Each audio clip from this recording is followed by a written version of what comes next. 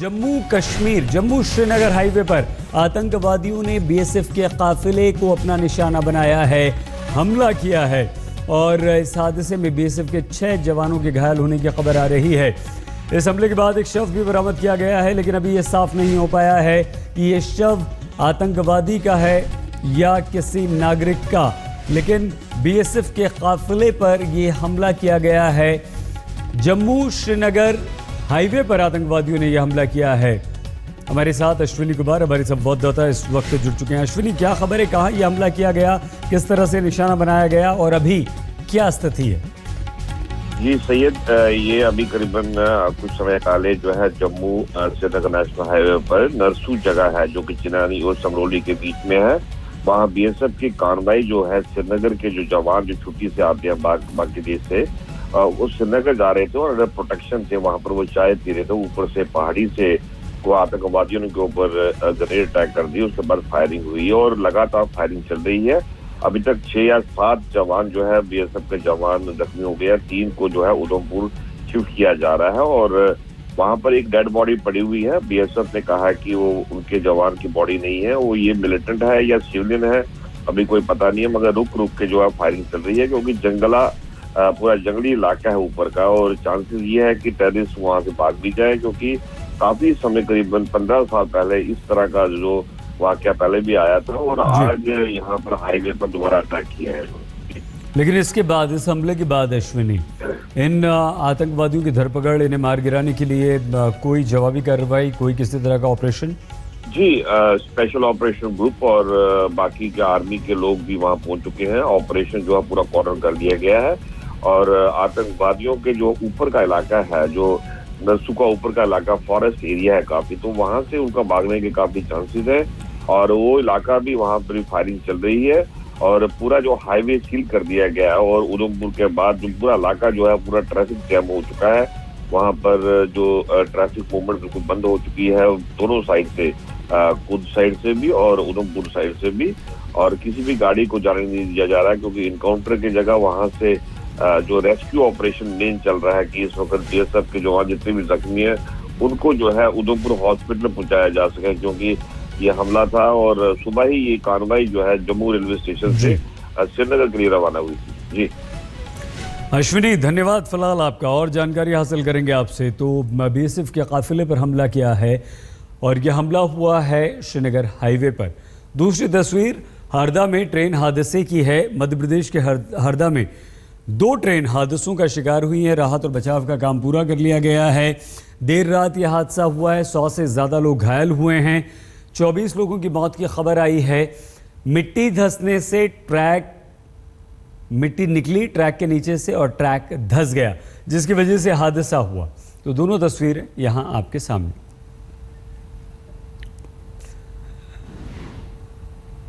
मध्य प्रदेश के हरदा के पास 2 ट्रेन हादसों में अब तक 24 लोगों की मौत की खबर आ गई है। मध्य प्रदेश हादसे में क्या क्या हुआ है अब तक हम आपको बताएं। रात लगभग 11:15 बजे हरदा और खिरचिया के बीच ये हादसा हुआ है। एक पुलिया धंस गई, जिसके बाद वहां से 2 ट्रेन आमने सामने से गुजर रही थी। कामायनी और जनता एक्सप्रेस 2 ट्रैक्स थे, दोनों ट्रैक्स से ये ट्रेन गुजर रही थी और दोनों वहीं पर पटरी से उतर गई। माचक नदी के पास एक छोटी सी पुलिया पर यह हादसा हुआ है। पुलिया धंस गई थी, जिस वजह से दोनों ट्रेनें पटरी से उतरी हैं और कामायनी के 11 डिब्बे, जनता एक्सप्रेस के 9 डिब्बे पटरी से उतरे। अगल बगल के ट्रैक पर हुआ हादसा, यानी कि साथ साथ ये ट्रैक्स थे दोनों तरफ से। एक तरफ से कामायनी आ रही थी, एक तरफ से जनता आ रही थी। हादसे से 8 मिनट पहले ही दोनों ट्रैक्स पर से ट्रेनें गुजरी थी, लेकिन तब तक वहाँ बिल्कुल ठीक कोई खराबी नहीं थी। कामायनी एक्सप्रेस के 11 डिब्बे पटरी से उतरे, जबकि जनता एक्सप्रेस के भी डिब्बे पटरी से उतरे और 9 डिब्बे पटरी से उतरे। फिलहाल सभी लोगों को इन डिब्बों से निकाल लिया गया है। पहले बताया गया था कि जनता एक्सप्रेस के 6 डिब्बे उतरे हैं इंजन समेत, लेकिन बाद में कहा गया कि 9 डिब्बे हैं ये। वहाँ जितने भी लोग इन डिब्बों में फंसे हुए थे उन सभी लोगों को निकाल लिया गया है। लगभग 200 लोगों को इन डिब्बों से निकाला गया। लेकिन एक और गंभीर खबर आ रही है। यह आंकड़ा लगातार बढ़ता जा रहा है। 24 के बाद 28, अब 28 लोगों की मौत की खबर आ रही है। हरदा हादसे में मरने वालों की तादाद 28 हो चुकी है। क्योंकि 100 से ज़्यादा लोग घायल भी थे और घायलों में कई की हालत गंभीर बताई जा रही थी। अब यह आंकड़ा बढ़कर 28 हो गया है। गंभीर यह हादसा था। हालांकि थोड़ी सी राहत की बात यह थी कि ये पुलिया से नीचे नदी में ये डब्बे नहीं गिरे थे, वरना और गंभीर यह हादसा हो सकता था। रेल मंत्री सुरेश प्रभु ने ट्वीट कर अधिकारियों को तुरंत घटनास्थल पर पहुंचने के लिए कहा था। अधिकारी पहुंच चुके थे। रेलवे ने त्वरित कार्रवाई भी की थी, राहत और प्रशासन। और इस वक्त हम आपको सुनवाएं आगे बढ़ने से पहले रेलवे बोर्ड के चेयरमैन। कितने बजे के आप लोग सो रहे थे सर? हाँ। अचानक ऐसे सबको से चलने लगा, भागो भागो से होने लगा, जल्दी भागो सब तरह से और सब इधर जाओ निकलने का रास्ता नहीं था। सब जगह नीचे लोगों को पानी। हाँ। फिर उसके बाद बगल में एक नाव भी पलटी। हाँ। थोड़ा गिरा, उससे एक जगह समझ में आया कि ऐसे करके जाओ जा सकते हैं। डिब्बे पलट गए थे वहाँ पे? हाँ, डिब्बे ऐसे टेढ़े हुए थे, पलटने वाले थे, पलट भी गए थे। सब लोग एक ही तरफ पकड़। हमारे संवाददाता हिमांशु बता रहे हैं यह हादसा कैसे हुआ। इस वक्त हम रेल भवन में मौजूद हैं और आप ये जो आप पीछे देख रहे हैं ये रेल के अधिकारियों ने, जो डिजास्टर मैनेजमेंट के अधिकारी हैं, उन्होंने ये पूरा तैयार किया हुआ है कि दरअसल हादसा हुआ कैसे और कैसे ट्रेनें गुजर रही थी। ये आप देखिए, ये डाउन लाइन है जो मुंबई से होते हुए, जो कामायनी एक्सप्रेस है वो डाउन लाइन से मुंबई से होते हुए बनारस की तरफ जा रही थी और ये अप लाइन है। इस ट्रैक पे जनता जो एक्सप्रेस थी वो पटना से होते हुए आगे मुंबई की तरफ जा रही थी। ये एग्जैक्ट लोकेशन आप देख रहे हैं, यहाँ पर एक्सीडेंट हुआ है जो भिरंगी और खिड़कियाँ के बीच में है। ये जो लोकेशन है, ये जो नदी जिसकी बात की जा रही है उससे थोड़ा पहले है, उसको पार करके ये जो लोकेशन है यहाँ पे है। यहाँ पर छोटी छोटी कुछ पुलियाँ बनी हुई हैं और इसके आसपास जो है वो पूरा इलाका यहाँ पे काली मिट्टी है।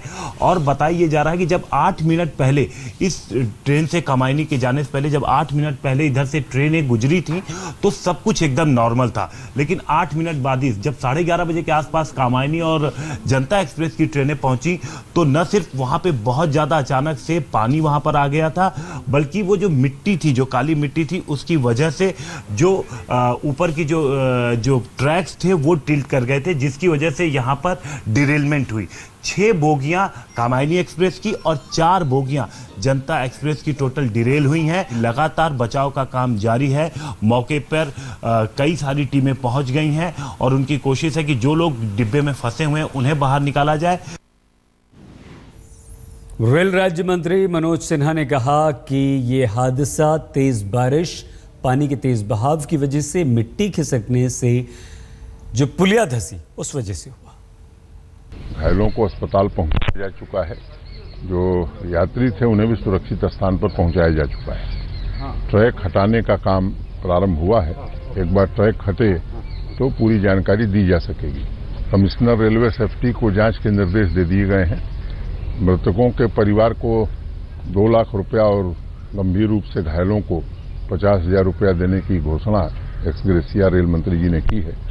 और अभी संसद में विस्तार से एक स्टेटमेंट रेल मंत्री जी देने वाले हैं, जिससे संसद को और देश को पूरे तथ्य मालूम हो सकेंगे। रेलवे पूरी तरह सतर्क रहती है और प्रतिदिन ट्रैक का निरीक्षण होता है।